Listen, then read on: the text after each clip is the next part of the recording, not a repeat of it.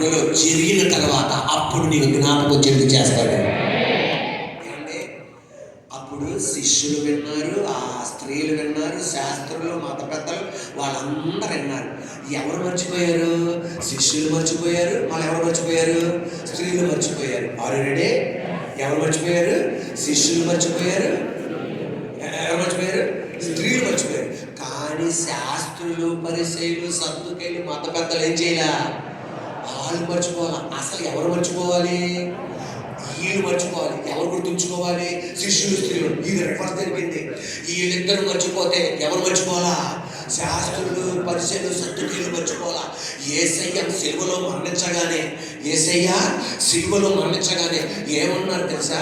యేసయ్య సిలువలో మరణించగానే ఏమన్నారు తెలుసా? వెళ్ళి పిలాతుతో అన్నారు, ఏమండి ఆయన తిరిగి లేపుతానన్నాడండి, అందువలన ఆ రాయికి, ఆ సమాధి ద్వారానికి పెద్ద బండరాయి బిగించండి, పెద్ద సీలేయండి, అక్కడ సైనికులు పెట్టండి అన్నాడు. అంటే శిష్యులు, స్త్రీలు నమ్మట్ల. ఎవరు నమ్ముతున్నారు? శాస్త్రులు, పరిసయ్యులు, సద్దుకయ్యులు నమ్ముతున్నారు అని లెగుస్తాడని. ఏమంటే మా జ్ఞాపకం ఉందండి ఆయన తిరిగి లేపుతాడని. దేవుడై ఉండినప్పుడు 3 దినములైన తరువాత నేను లేచేదనని చెప్పినది. 3 దినములైన తరువాత నేను లేచేదనని శాస్త్రులు, పరిశీలకు జ్ఞాపకం ఉంది, కానీ శిష్యులకి, స్త్రీలకి జ్ఞాపకం లేచిన తర్వాత నేను లేచేదనని చెప్పినది మాకు. చూడండి 14వ వాక్యం. కాబట్టి 3వ దినం వరకు సమాధిని భద్రము చేయని ఆజ్ఞాపించు.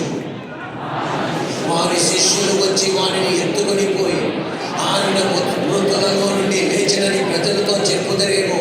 అప్పుడు మొదటి వంచన కంటే కడపటి వంచన మరీ చెడ్డగా ఉండునని చెప్పిరి. అబ్బా! అంటే శిష్యులకి, స్త్రీలకి జ్ఞాపకం లేదు, వాళ్ళకి. అందువలన ఈయన లెగిస్తాడు గనక ఈయన్ని లెగకూడదని చెప్పి టైట్ సెక్యూరిటీ పెట్టేశాడు. రోమా ప్రభుత్వం సెక్యూరిటీ పెట్టేశాడు.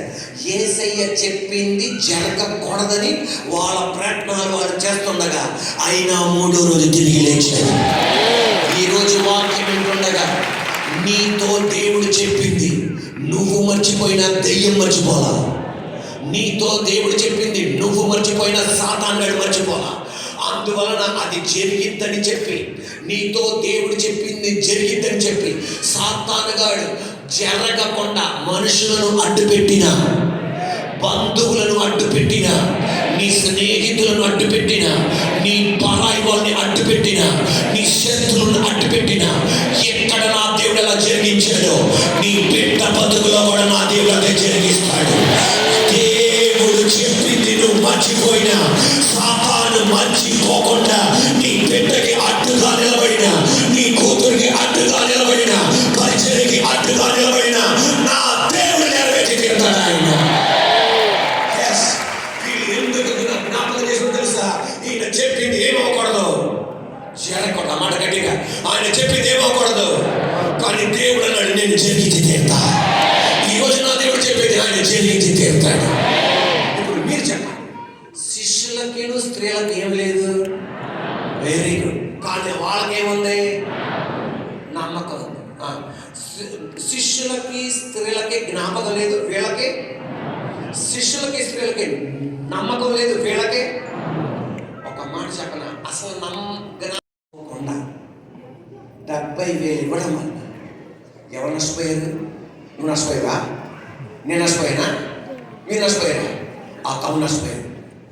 దేవుడు చెప్పిన మాట నువ్వు నమ్మకుండా, జ్ఞాపకం చేసుకోకుండా నువ్వు అడిగి పెడితే నీకు నాకు నష్టం కాదు. నువ్వు జ్ఞాపకం చేసుకోకుండా అడిగి పెడుతున్నావే నీకే నష్టం. ఎస్, ఈరోజు వాక్యం ఉంటున్న నీతో నాతో చెప్పింది ఆయన చెప్పిన మాటలు. ఎస్, ఈరోజున మనుషులు మరణిస్తున్నారు, ఎవరు కూడా మరణించారు. యేసయ్య మరణించారు. ఏ మత బోధకులు మరణించారు, యేసయ్య కూడా మరణించారు. నీతి సూక్తులు తెలియపరిచే వాళ్ళు మరణించారు, యేసయ్య కూడా మరణించారు. అనేక మంది స్థాపకులు మరణించారు, యేసయ్య కూడా మరణించారు. పాజిటివ్ టీచింగ్ చేసి అనేక మంది మరణించారు, పాజిటివ్ టీచింగ్ చేసి యేసయ్య కూడా మరణించారు. అద్భుతాలు చేసి అనేక మత పెద్దలు, మత నాయకులు మరణించారు, అద్భుతాలు చేసి యేసయ్య కూడా మరణించారు. సూచక్రియలు చేసి ప్రజల్ని ఆకర్షించి పిచ్చి పిచ్చి క్రియలను చేసి మాయమంత్రాలు చేసి ప్రజల్ని ఆకర్షించుకున్న వాళ్ళు మరణించారు, యేసయ్య కూడా మరణించారు. కానీ ఒకటే వింత, వీళ్ళు మరణించారు, తిరిగి లగల. యేసయ్య మరణించాడు, తిరిగి లేచాడు. యేసు సజీవుడు, యేసు సజీవుడు, యేసు సజీవుడు. యేసయ్య తిరిగి లేచాడు. అదే తేడా. ఎస్, మా నాన్నగారు మరణించారు, సమాధి చేశారు. మా తమ్ముడికి నాకు మధ్య ఇంకొక తమ్ముడు ఉన్నాడు, ఆయన మరణించాడు, సమాధి చేశారు. ఈరోజు మీ ఇంట్లో కూడా మరణాలు జరిగినాయి. మీ నాన్న మరణించాడు, లేకపోతే బంధువులను మరణించారు, సమాధి చేసేసేసి మనం వచ్చాం. కానీ ఎన్నడూ మనకి కనబడలా.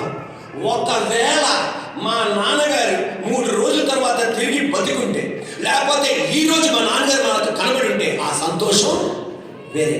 ఇదే జరిగింది 2005 సంవత్సరాలు. 2025 సంవత్సరాల క్రితం ఇదే జరిగింది. మరణించిన యేసయ్య, అద్భుతాలు చేసిన యేసయ్య, ప్రసంగం చేసిన యేసయ్య మరణించగానే తిరిగి కనబడగానే వాళ్ళ సంతోషానికి అవధులు లేవు, వాళ్ళ గొప్ప అవధులు లేవు. ఎలా చెప్పాలో వాళ్ళకి అర్థం కావట్లా. అందుకే యేసయ్య కోసం వాళ్ళు ప్రాణం పెట్టారు. మనం చెప్తున్నా, చచ్చిపోయినోడి కోసం ఎవడో ప్రాణం పెట్టడం, బ్రతికినోడి కొరకే ప్రాణం పెడతారు. ఈ రోజున శిష్యులు ఎందుకు మరణించారు తెలుసా? యేసయ్యని చెప్తే, యేసయ్య గురించి చెప్తే చంపేస్తా ఉన్నారు. చంపేయండి, కానీ మేము మాత్రం చంపేయండి, యేసయ్య గురించి చెప్పకుండా ఉంటాం. ఇదేంటి అంత పిచ్చి? యేసు ప్రభు కోసం మేము కళ్ళారా ఆయన్ని చూసాము. అర్థం కదా బాబా, మేము కళ్ళారా ఆయన్ని చూసాము. మరణించిన ఆయన తిరిగి లెగటం మేము కళ్ళారా చూసాము. మాతో తిరిగాడు 40 రోజులు ఆయన. యేసయ్య అధికారంగా అన్నాము. ఇది యేసయ్యకి మిగతా వాళ్ళకి ఉన్న తేడా.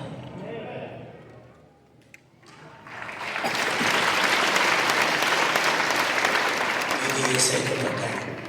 ఇప్పుడు మీరు చెప్పండి, ఒక తత్వవేత్త ఎలా గడుతున్నాడు? ఒక పక్కన చచ్చిపోయిన ఏనుగు అక్కడ ఉంది, ఇంకొక పక్కన బ్రతికిన ఒక మనిషి ఉన్నాడు. చచ్చిపోయిన ఏనుగు అక్కడ ఉంది, బ్రతికిన మనిషి ఉన్నాడు. చచ్చిపోయిన ఏనుగుని అడుగుతావా, బ్రతికిన మనిషిని అడుగుతావా? ఈరోజు ప్రజలు యేసు వైపు తిరగడానికి గల కారణం ఇది ఒక్కటే.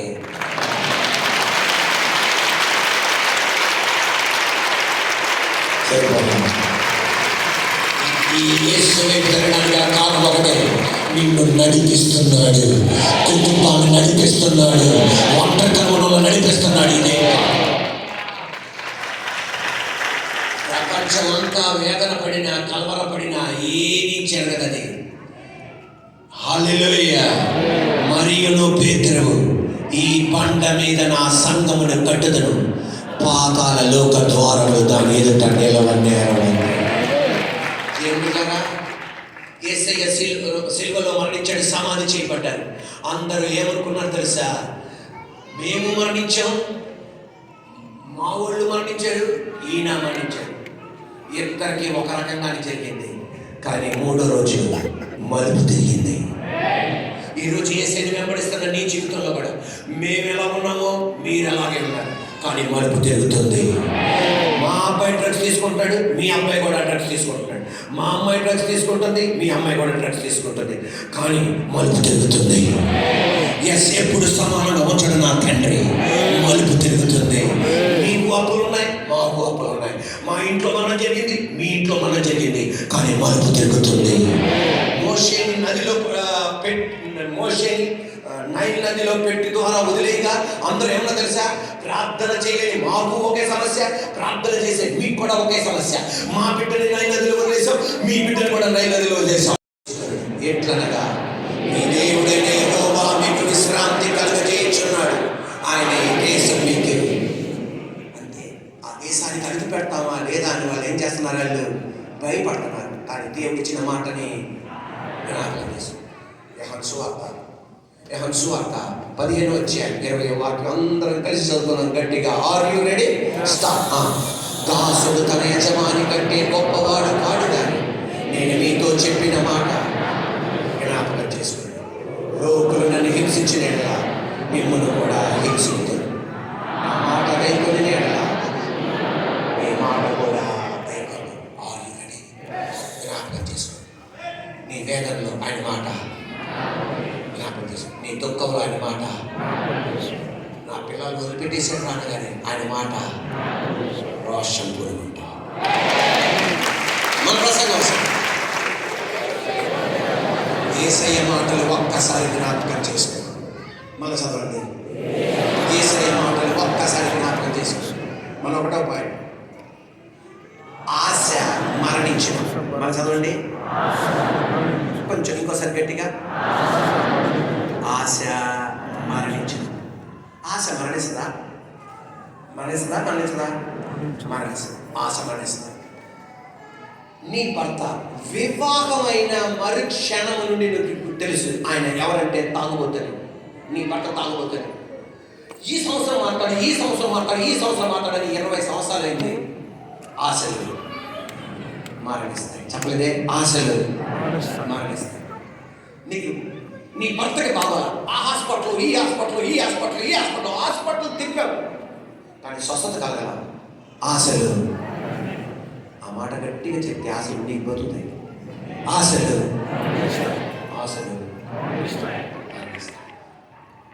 స్వస్థత కోసం ఆ పాస్టర్ దగ్గరికి ఆ పాస్టర్ ఎక్కడ ఉజ్జీవ సభలంటే అక్కడ పరిగెత్తుకుని వెళ్ళిపోయావు. ఆఖరికి మన మందిరానికి వచ్చావు. నాతో 100 సార్లు ప్రార్థన చేయించుకున్నావు, అయినా నీ స్వస్థత రాలా. ఆశలు. 40 రోజులు అన్నం తినకుండా బతకగలరు. 3 రోజులు నీళ్లు తాగకుండా బతకగలరు. 3 నిమిషాలు ఊపిరి పీల్చకుండా గాలి లేకుండా బతకగలరు.